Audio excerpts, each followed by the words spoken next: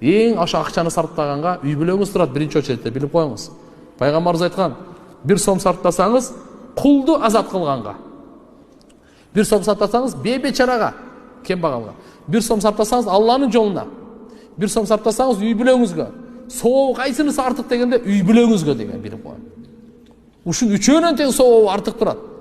Кембагалга, бейбечараларга, жетимдерге сарптагандан дагы, Алланын жолуна сарптагандан дагы, кулду азат кылганга сарптагандан дагы, үй бүлөгө сарптаган, албетте исрап кылбаңыз.